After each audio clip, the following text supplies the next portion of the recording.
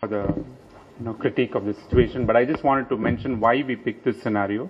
Number one, it's extremely common that we are getting called to the floors, to the ward, to see somebody who has had an arrest or remains unresponsive. And again, each hospital may have a different system. We have something called a medical emergency team at Apollo hospitals, where 3 or 4 of us who are designated for each role go to the spot and start reacting to it. So as you can see here, the one thing that we wanted to demonstrate was you don't need too many people. You had about 4 of them, but each one had their designated role that they were playing.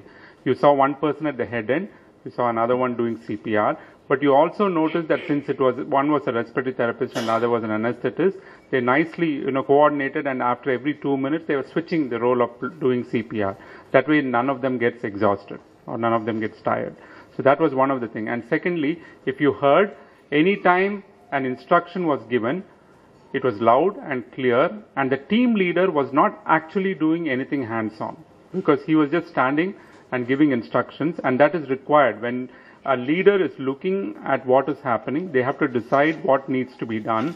If they get hands-on and start doing the defibrillation or start putting an IV or start giving medications, then there is nobody to oversee and get things done. So that was one of the things that we wanted to demonstrate. And if you heard the nurse, and I don't know whether it was clear enough, any instruction given to the nurse, she repeated after the instruction was carried out, what we call a closed loop communication. Basically, the instruction is given, she responded back saying amiodarone 300 milligrams IV given.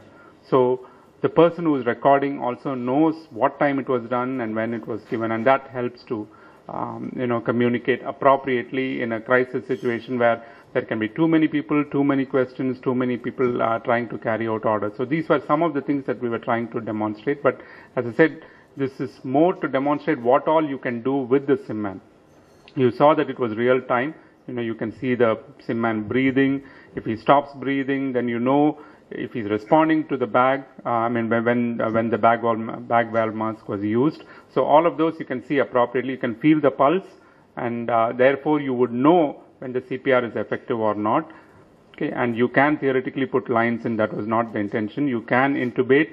If you can't intubate, you can do a cricothyrotomy. A difficult airway can be managed. All of those you would see in future demonstrative sessions today during later in the afternoon.